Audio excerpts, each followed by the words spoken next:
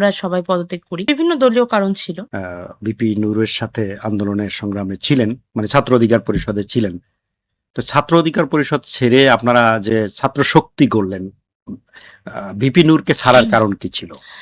আমরা ছাত্র অধিকার পরিষদের সাথে আমি 2019 থেকে 2023 পর্যন্ত ছিলাম, হুম, একটা লম্বা সময়। হুম, পরে 23-এ আমাদের তৎকালীন যে ঢাকা বিশ্ববিদ্যালয় কমিটি, পুরো কমিটি জুড়ে মানে ধরেই আমরা সবাই পদত্যাগ করি। হুম, বিভিন্ন দলীয় কারণ ছিল, তৎকালীন দলীয় কারণ ছিল।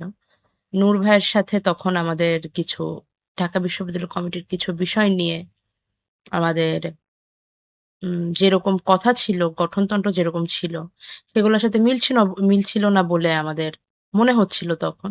এবং আরো কিছু বিষয় সব মিলিয়ে একটি সম্মিলিত সিদ্ধান্তের মাধ্যমে আমরা পদত্যাগ করি তখন।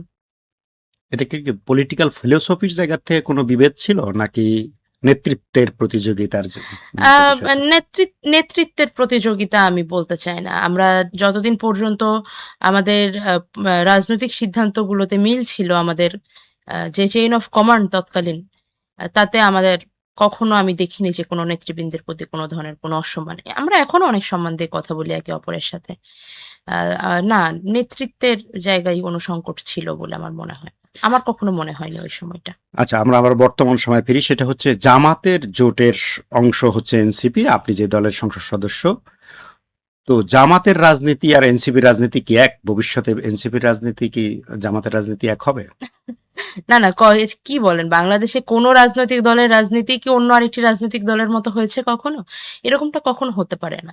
এরকমটা হলে ওই রাজনৈতিক দলটি বিলীন হয়ে যায় এবং আমি বলে যেতে পারি আজকে এখানে অন হুম, ক্যামেরায় হুম, যে এনসিপি তার রাজনীতি হুম, ছেড়ে হুম, মানে এনসিপি তার রাজনীতি ছেড়ে দেওয়ার জন্য বা শেষ করে দেওয়ার জন্য রাজনীতি শুরু করেনি। এই মানুষগুলো অনেকদিন ধরে রাজনীতি করছে, অনেকদিন ধরে বাংলাদেশের রাজনীতির ওঠা-নামার সাথে যুক্ত।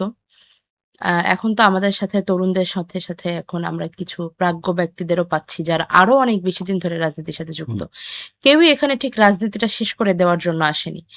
আর যতক্ষণ এনসিপি নামটা আছে, এনসিপির মানুষগুলো আছে, ততক্ষণ এনসিপির রাজনীতি একান্ত এনসিপিরই। অন্য কোনো দলে রূপান্তরিত হয়ে যাওয়ার মতো কোনো বিষয় নেই। না তো, জামাতের মতো একটা এর আগে ধর্মাশ্রয়ী দলের সাথে আপনারা ধর্মাশ্রয়ী দলের কথা যদি বলেন হুম, তাহলে জামাতে ইসলামী শুধু নয়, হুম, বাংলাদেশের অন্যান্য যে সমস্ত রিলিজিয়াস পার্টিগুলো রয়েছে হুম, সেগুলোর সাথে আমরা এর আগে আওয়ামী লীগ, জাতীয় হুম, পার্টি, বিএনপি, হুম, মোটামুটি সবগুলো রাজনৈতিক দলের জোট দেখেছি কখনো হুম, না হুম। কখনো। তাতে কি তারা সেই দলগুলো কি ধর্মাশ্রয়ী দল হয়ে গিয়েছে? সেটা তো হয়ে যায়নি। আচ্ছা, এগুলো তো হুম, ইলেকটোরাল স্ট্র্যাটেজি।